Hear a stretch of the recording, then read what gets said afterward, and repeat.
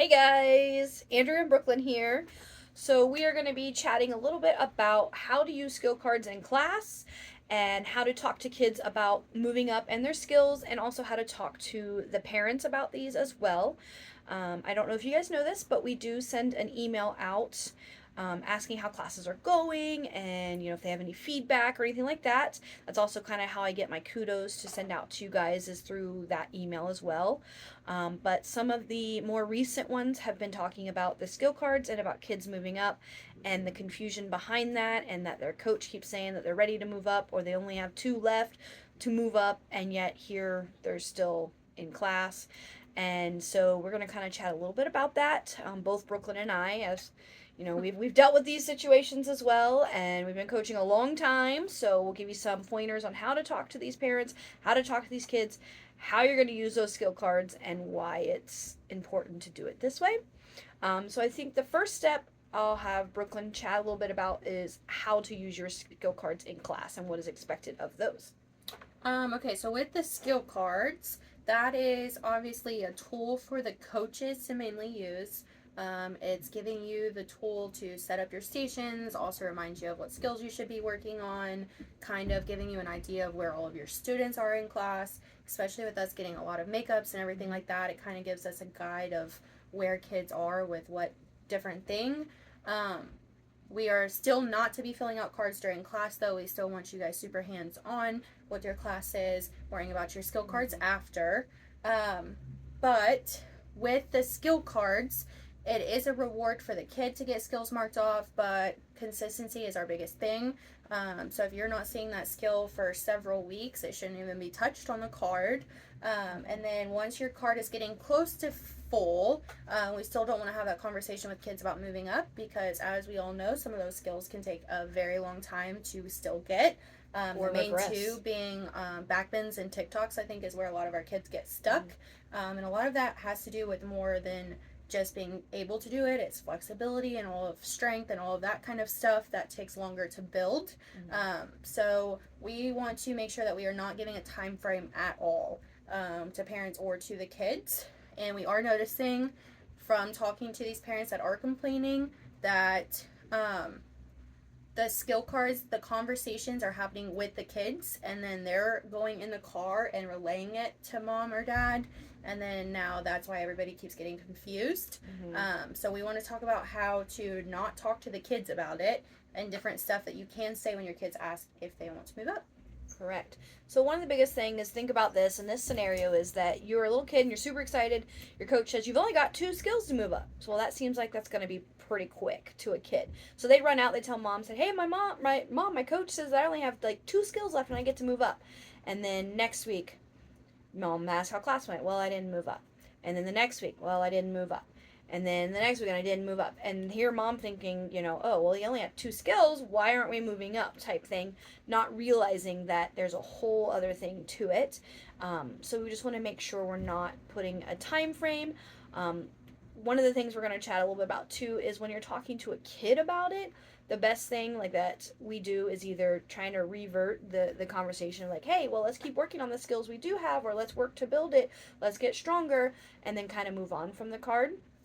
um, but if kids want you to fill it out, or they want to talk, or they keep badgering you about it, some ways I've gone around it is just like, hey, look at all these cool ones you've already filled out.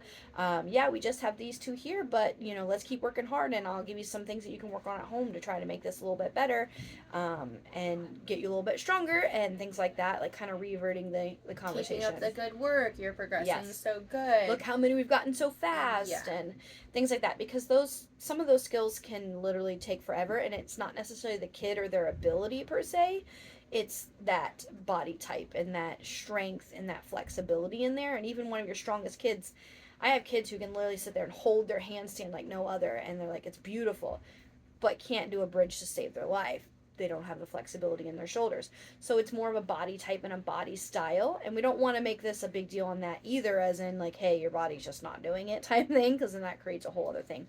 but it is a tool you can use of, hey, we're going to work on, building this even stronger. This is what we have left. Why don't we go ahead and show mom or whoever the grown up is at the end that you can do a bridge at home, and then we can pull on your shoulders back this way a little bit to kind of build that strength in there, and then give them tools to work on. So then they feel like, hey, I'm not there yet, but my coach is also helping me get there, not just, hey, you're almost there, and then that's the end of the conversation. And then the words almost and about to or getting close, things like that. I know they seem harmless, but they're pretty. Yeah. What would be some words that you would think to kind of change that frame, that's, that style of speaking in class? I think instead of talking about the future, talking about like the stuff that's happening currently. So maybe a new skill that they just got better today, even if they already had it crossed off on their paper, but today they had super straight legs, and telling them all of the things that they have done and are doing right now to keep that like their progression and stuff moving forward. Parents care about that probably just as much, if not more, than them moving up in a couple months. And I know from talking to these parents too, they aren't even concerned with when parents are ready to move, or like when their kids are ready to move up, as long as they're learning and they are getting progressed and stuff through their classes, I think is their main concern. And then it's just confusion that they're calling and complaining based off of, not that they even are pushing their kids to get to the next level. We definitely have some of those, but I would say like our biggest thing is just that. And then more I know the like disappointment. The kid is disappointed and they keep coming home, makes them discouraged at class instead of happy. And so they're seeing that instead of seeing, hey, I got this skill, this skill, this skill. They're only focusing on what they didn't get, and we want to try to change that. And I always tell my kids too, like my kids are bothering me and stuff, like I'll be like, remember not that long ago we didn't even have a back handspring, and reminding them of like what they have now is super positive, even if we're waiting on a back handspring on the floor. But look, now you can do a back handspring on the double mini, and you have it on the tumble track, and you have it on the wedge. You didn't have to ask me for a spot at all today, and stuff like that. They celebrate just as much as I think they would if they got a golden ticket. So trying to just pull the positives from the other stuff, and then I think that'll alleviate a lot of the confusion and the stress. Yes. Getting rid of those type of words of saying, hey, almost ready to move up. Well, almost can mean a whole different thing to everybody. And then the parents see as almost, and then by week 2, they're like, well, they haven't moved up yet, but that's not what we meant by almost. We just meant you had 2 skills left. We don't know the time frame it's going to take. So think about using those words. So with that being said, that kind of covers the kid and kind of like, redirecting them and trying to help them. If you need more help on that, or if you have some different tricky situations, definitely reach out, and that can be worked through. But dealing with a parent that is asking you, or even just talking to the parent and letting them know what's happening, can save you a lot of headache as well too. We do get some complaints too that my coach never talked to me. My coach didn't explain the skill card to me. I don't know where my child's progression is. Different things like that. So make sure you are talking to your parents and that you are, relaying this information to them. If you're super honest, I think that helps. I always tell my parents, I'll even tell my parents my kids are super pressed on moving up. And I'll go to them and I'll be like, well, Abby today is super worried about when they can move up and everything, but I want to tell you why they haven't moved to the next class yet. And normally if you tell them like of the confidence issues they're struggling with, or this issue that they're struggling with, and why that matters for the next level, the parents are always like, no, we want to keep them in here. We want to build that confidence. We want to keep them moving to get them. And I always use the word like set them up for success. Like our goal is to like, keep them safe. Make sure that they're getting into the next level in the best possible way. The worst thing that happens is when we move kids up too soon. They go to the next level, and then their next coach is angry because they're like, why aren't you doing your back handspring by yourself? This is required of you. And then everybody's frustrated, and then it kind of just like sets the tone for their new level. And then more complaints. So I've noticed, if I tell my parents first right off the bat, even though the kid feels like they're ready to move up, this is why you're not moving them up. Most of the time, the parents will 100% agree with what you're saying. So that kind of helps with that too. I would say super like honest about it instead of not giving them a time frame. But these are the keys that you're looking for to get them into the next level. I think that helps. And giving them homework, things that they can work on at home, or here we are, this will help this. Like parents love that stuff because they feel like you care and that you are invested in their child and invested in the class. You're not just like, oh, well, they're not ready to move up yet, and then kind of end that conversation. And I know we have a lot of kids and not a lot of time, but try your best to talk to as many parents as possible, especially if you do have a kid who is hounding you a lot about moving up. Make sure you talk to that parent, and that way they're not going home saying, well, I talked to my coach and they didn't do anything, and the parent's like, well, they didn't even talk to me about class. And like, we get that a lot, and we don't want that anymore, so we're going to try to help change that and change the vibe of And it. a lot of our classes are like pretty big jumps too, and I don't think parents quite understand that, or even kids.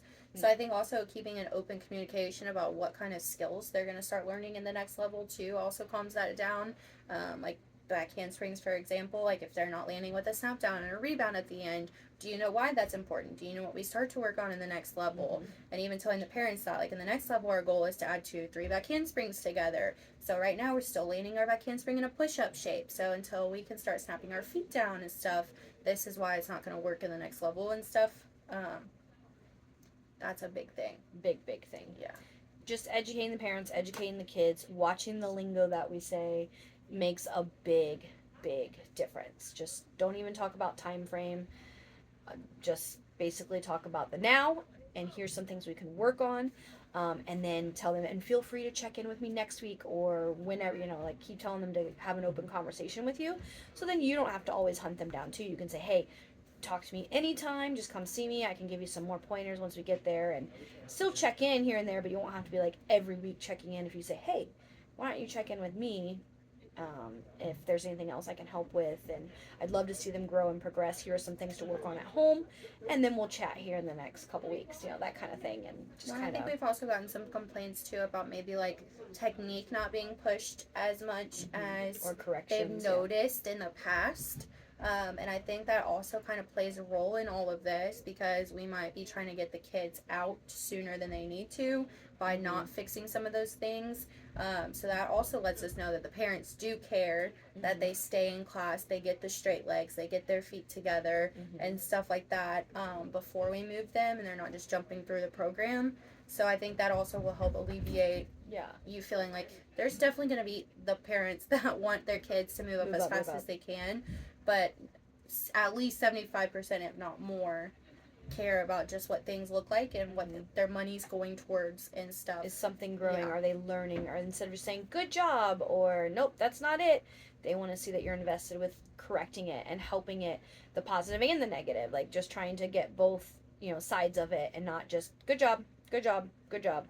So that kind of helps with that. And like a parent may want them to move up because they're like, oh well, this skill, like backwards roll, we're rolling, we're getting over, but do they know that they're not supposed to let their knees touch, or like things like that? Are they just flopping over and the parents like, yep, they've got a backwards roll? Because I do see that too. And then throwing that in, like that's why the progressions and that you guys are making stuff harder is important too, especially with those kids that the complaints start rolling in when they have 6 of their 8 skills or whatever, because they're bored in class and all of this because their other stuff's not getting challenged enough.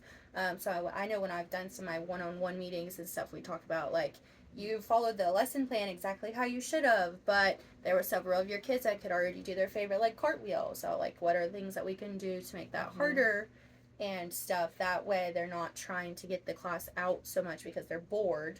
They're just, you guys are working on stuff that will keep class moving and they keep learning even if they're only waiting on one skill left to move up. And that's another talking point to a parent as well, when they're like, well, they have their right cartwheel. Okay, that's great, but the legs are bent, we're not landing in a lunge.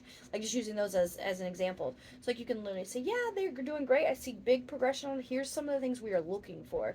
So right now, Sally's legs are bent through here, and we want a nice big rainbow shape with our legs straight, and like kind of talk those things through, because parents just see a cartwheel and think cartwheel. They're not thinking of, what this skill should actually look like, whether it's a safety skill or we're looking at it to be prettier, things like that. They want to see that you're correcting that. I know I've had a lot of makeups here recently that I've talked to parents about that, or during class. I use a lot of my lingo in class so that the parents are hearing while I'm talking to that are here, especially with the younger ones.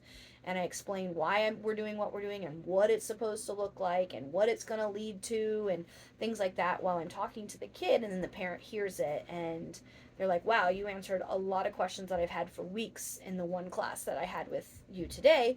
I appreciate that, and I didn't even have to ask you because you just told my kid in class. So use the type of lingo that you need to. Talk all the time, move all the time, and then if you want help on trying to figure out how to chat with your kids and with your parents, we're here to help, and we can help with that lingo and things like that. Because right now we're getting a lot of great positive feedback on how class is going and Yeah. the setup. Parents are loving it. They're loving the movement. They think it's great. So now we're going to fix the little things of how can we use these skill cards and moving up.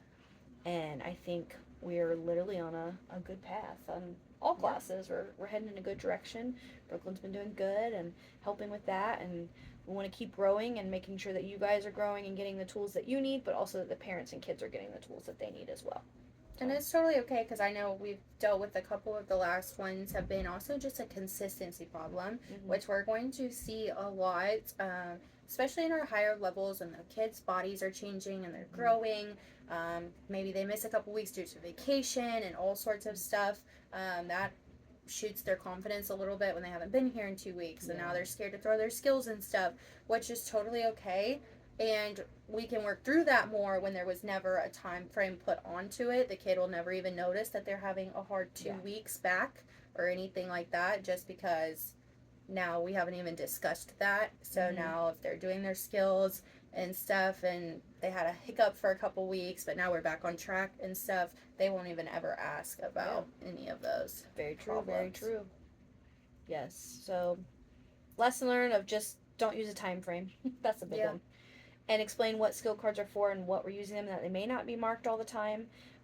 And, you know, we get the question if I can't find my skill card, things like that. So make sure we're putting skill cards back, but also letting parents know it's okay. You know, I usually do these after class anyway. It's just, you know, a tool to help me. And then they just get to visually see what I'm working on, is what I like to use it as. And it'll just help everybody, including the coaches, so your kids stop bugging you. Yes, this is As to I help know. you. You guys are doing great. And we're not saying anything that you guys did was actually wrong, because I've used those words before me too, way in the past, but I've grown and learned from it, and learned from coaching that, you know, you just don't have to use a time frame, and you have to be very careful of the words that you use with and the the parents. kids will take your words and kind of rearrange them in a them way and the that meaning sounds behind them. completely different than how we talked to them about it the first time. Yes. So, Perfect. stuff like that, yeah. If you have any questions, reach Let us out. know. Yeah. Thanks, guys. Thank you.